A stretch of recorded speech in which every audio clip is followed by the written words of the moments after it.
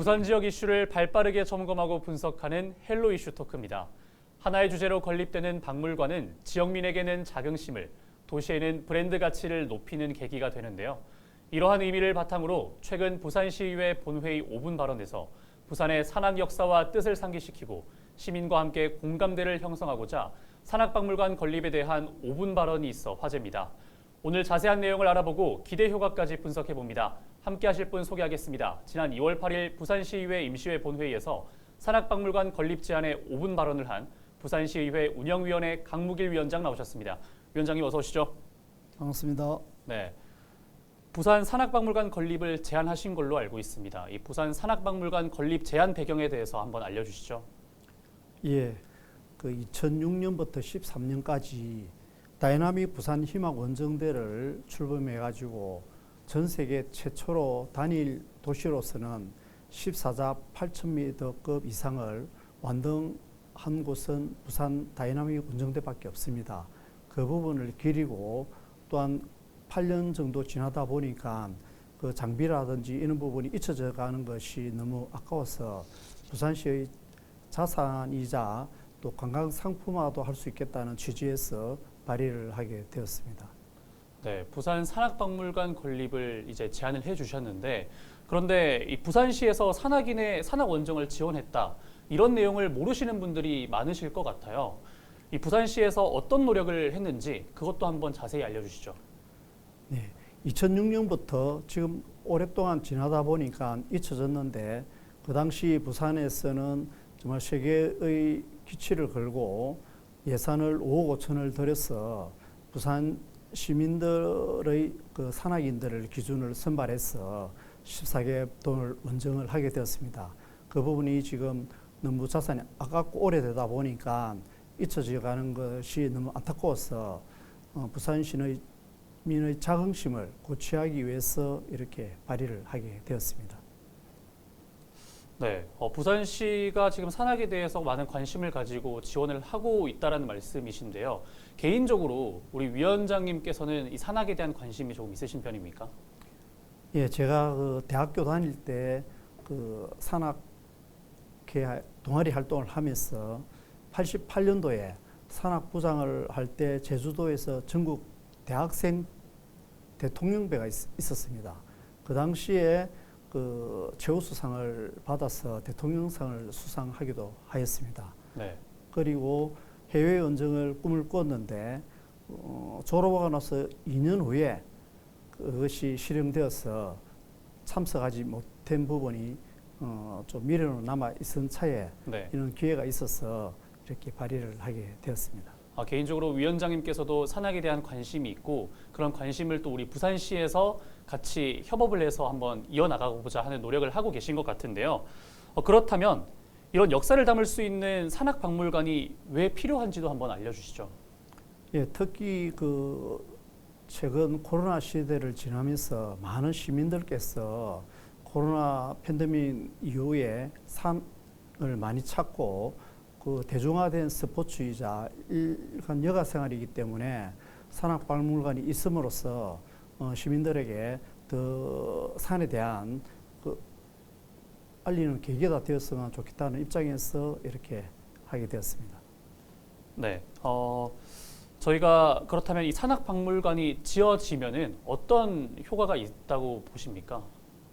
먼저 그 산악박물관이 지어지면은 그 원정대의 그 14자 완등에 대한 모든 그 장비라든지 이런 것을 한 군데 모일 수가 있고 또 전문적인 산악 교육이라든지 이런 부분을 할 수 있으며 또한 시민들에게 산에 대한 많은 그 정보를 제공할 수 있고 또한 관광 상품으로도 활성화할 수 있다고 이렇게 생각을 하고 있습니다.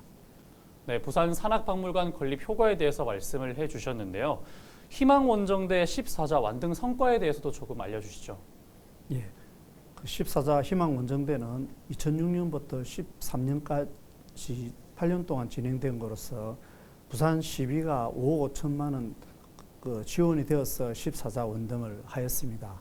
그 결과 세계적으로 그 지금 세계 등반계에서 인정받았으며 또한 2011년도에는 국제산악연맹 총회에서 단일팀 최초로 14자 완등의 공로로 제우스 등반팀 수상을 받았으며 아시아 산악연맹, 네팔 산악연맹에서도 우수 등반팀상을 받아서 상관왕을 받기도 하였습니다. 그것은 부산 시민의 자랑이자 대한민국의 자랑이라고 여겨집니다. 그리고 산악인들로서는 정말 영광으로 생각을 다 하고 있습니다. 네, 상을 받으면서 우리 부산시에 대한 명성을 드높였다 이렇게 볼 수 있을 것 같은데요. 그런데 제가 알기로는 우리 위원장님께서 지난 시의원 시절에도 이 산악박물관 건립을 제안했다라고 알고 있습니다. 네. 하지만 그 당시에는 이게 무산이 되었는데요. 네. 이 무산된 이유에 대해서도 알려주시면 좋을 것 같습니다. 그 당시는 7대 때 발의를 했는데 그때는 초선이어서 그런지 해보려고 했지만 자금이라든지 이런 부분에 공감대가 좀 부족한 것 같습니다. 지금은 코로나 시대를 지내면서 시민들께서 산에 대한 많은 열망이 있고 또한 그 금정산 국립공원을 하기 위해서 시민들께서 많은 노력을 하기 때문에 금정산 국립공원이 되면은 그 안에 그 많은 시설이 들어오는데 산악박물관이 들어오면은 국립공원과 어우러져서 좋은 그 관광 상품이 되겠다 그런 생각을 가져서 다시 추진하게 되었습니다.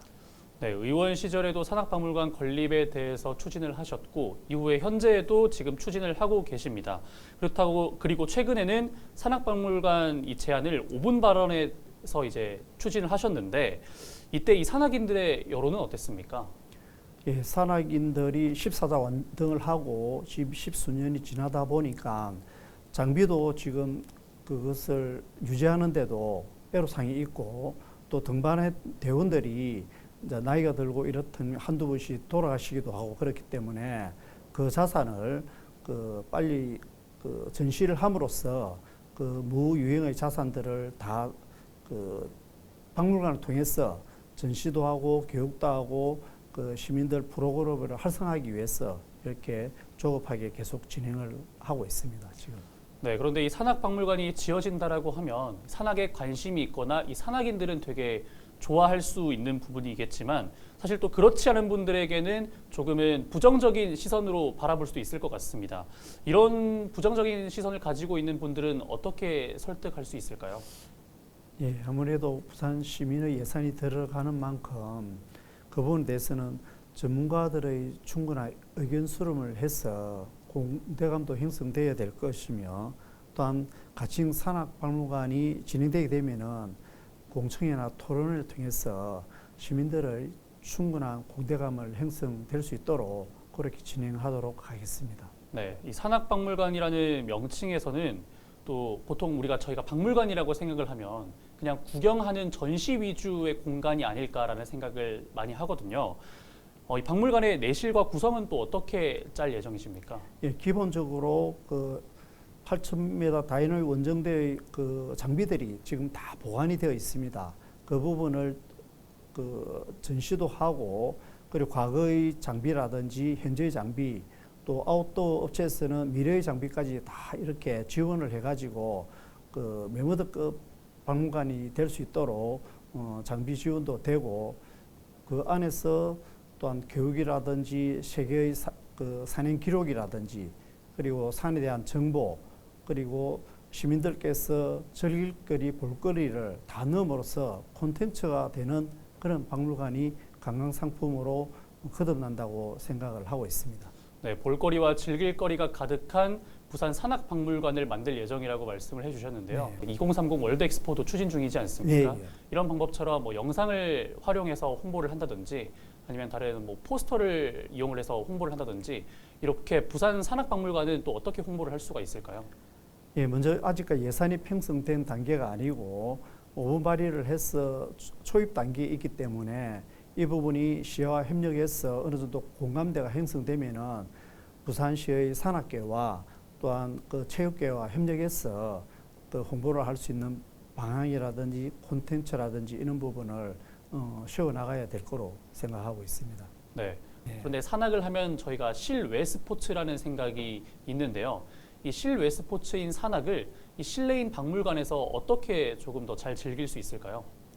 예, 요즘 산악박물관 내에는 실내 스포츠로 자리 잡으면 실내 암벽 등반이라든지 그리고 IT를 접목한 VR 체험이라든지 이런 부분이 많이 개발되어 있습니다. 그런 것을 총체적으로 넣으면은 문화복합 그 체험 공간으로서 충분히 그 역할을 실내에서 할 수 있다고 생각을 하고 있습니다. 네. 우리 부산뿐만 아니라 뭐 타 지자체에서도 계속해서 만들려고 하고 있고 또 만드는 것을 조금 더 개발시키기 위해서 노력하고 있는 것으로 알고 있습니다. 네. 그렇다면 우리 부산이 현재 벤치마킹 하고 싶은 도시가 있을까요? 예, 먼저 그 강원도 속초의 국립공원 내에 국립산악박물관이 그 있는 걸 알고 있습니다. 그리고 제주도에도 산악박물관이 있고 경남에도 음원길 그 산악인의 박물관이 있습니다.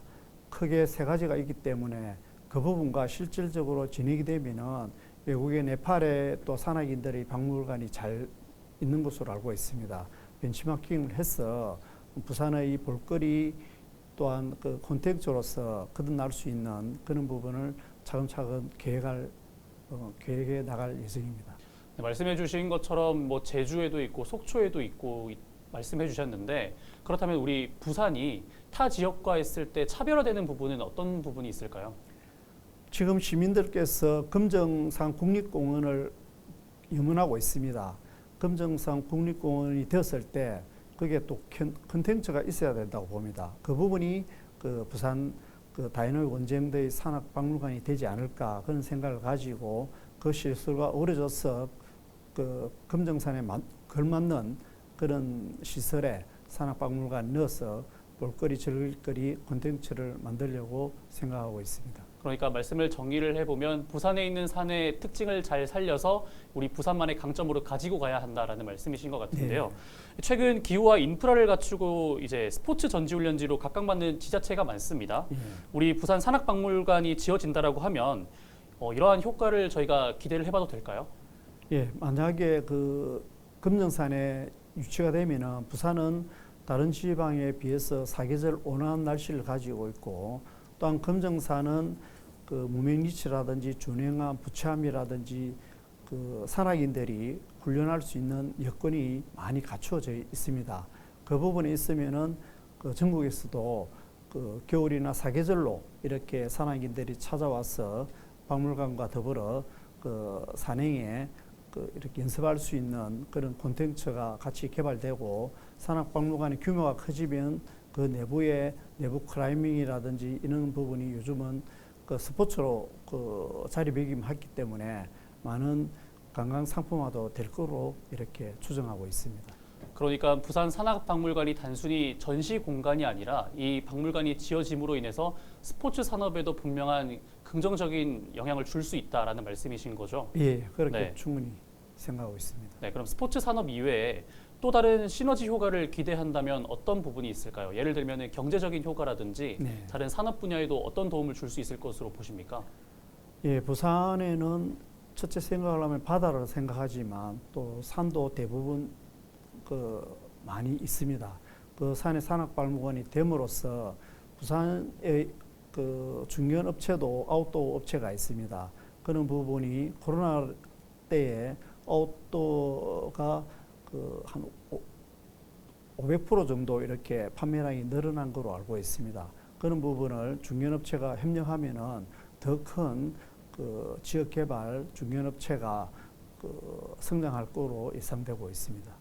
네, 말씀해 주신 것처럼 스포츠 산업 분야 외에도 스포츠 의류 산업에도 분명한 영향을 줄 수 있다라고 말씀을 해 주셨는데요. 그렇다면 이게 경제 효과로도 이어질 수 있을 것 같은데요. 네. 이 경제 효과를 근데 기대하려고 하면은 그 입지도 굉장히 중요하다고 생각을 합니다. 이 입지의 조건은 어떤 부분에 대해서 좋은 점이 있을지, 입지 조건이 무엇을 생각하고 있는지, 또 대략 어느 지역이 물망에 오를 것으로 예상을 하시는지도 설명해 주시죠. 예, 그 입지 선정 이전에 콘텐츠가 있어야 되기 때문에 다이나믹 원정대는 세계 최초로 단일 도시에서 14자 원정은 처음이기 때문에 그 부분을 부산시에서 앞세우면 부산의 중견 업체라든지 이런 부분이 어디에 있든지 부산 산악인들이 이 장비를 가지고 14자 원정을 했다. 그것을 콘텐츠로 삼으면은 그 부산 시내만 있으면은 그 업체들과 함께 산악박물관의 시너지 효과가 충분히 있다고 여기집니다. 네, 충분한 이제 뭐 긍정적인 영향이 있을 거다라고 말씀을 해주셨는데 네. 개인적으로 좀 궁금한 부분이 있습니다. 우리 부산 지역을 대표하는 대표 산악인이 있습니까? 대표하는 산악인은 지금 그 14자 원정 대장이 홍보성 대장께서 이 산악박물관을 염원을 하고 있고 장비도 지금 그 보관을 개인 주택에 이렇게 하고 있습니다.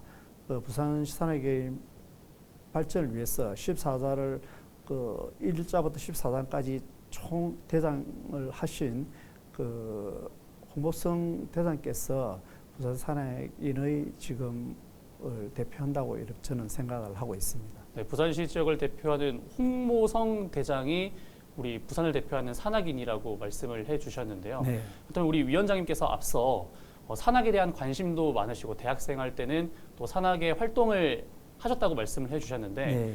위원장님께서 생각하는 이 산의 장점은 뭐라고 보십니까?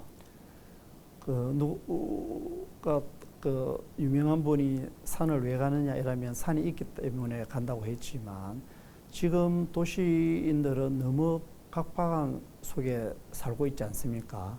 산을 이렇게 찾으면은 정말 말로 배울 수 없는 편안함과 이런 아늑함의 자유로움을 주기 때문에 그런 부분은 그 돈으로 살 수 없는 인생의 참 좋은 교육이 된다는 생각에 산을 많이 찾았으면 하는 바람에서 이렇게 또 생각을 하게 되었습니다. 이 부산의 산업과 관련해서 이 부산 산악박물관이 건립이 된다라고 하면은 일자리나 이런 뭐 경제적인 창출, 지역 경제 성장 이런 부분도 기대를 할 수가 있을까요? 예, 아무래도 예산이 투입되는 만큼 그 박물관을 통해서 내부의 콘텐츠를 그 산업화될 수 있는 그런 아이템을 넣어서 함께 부산 시내의 중견 기업들과 함께 아웃도어 업체들이 성장할 수 있는 그런 부분도 그 충분히 고려해서 박물관을 건립하면 좋겠다는 생각을 가지고 있습니다. 네. 마지막으로 우리 부산의 산악박물관 건립을 위해서 많은 시민들에게 좀 호소를 해야 될 것 같습니다. 어떤 말씀을 해주실 수 있을까요? 예, 먼저 5분 발의로서 첫 단계지만 시민들께서 산악박물관에 대한 그 이렇게 조언을 많이 해주시고 긍정적인 것이 있으면은 더 빨리 산악박물관이 건립될 것으로 여겨집니다. 그러면은 부산의 큰 콘텐츠 산업에도 그 도움이 될 거로 생각하고 있습니다. 그 대한민국 국토의 그 67% 이상이 산으로 되어 있고 그 국민들이나 시민들께서 집 밖을 나가면은 그 30분 안에 산을 다 갈 수 있고 산을 통해서 그 산에서 힐링함으로써 정말 자연과 함께하며 삶이 풍성해진다는 그런 생각을 가지고 산과 지내셨으면 좋겠다는 그런 바람을 가지고 있습니다. 네, 지금 부산 산악박물관 건립을 하는 과정 중에서 시민들과 또 이야기를 나누고 소통을 하면서 많이 계속해서 발전해 나갔으면 좋겠습니다. 오늘 말씀 여기까지 듣겠습니다. 감사합니다. 해양도시, 관광도시 등 굵직한 수식어가 붙은 부산시의 산악 역사의 도시라는 또 하나의 명예가 산악박물관 건립으로 실현되기를 희망합니다. 오늘 헬로 이슈 토크 여기서 마칩니다. 오늘 방송은 유튜브 채널 헬로TV 뉴스 부산에서 다시 보실 수 있습니다. 시청해주신 여러분 고맙습니다.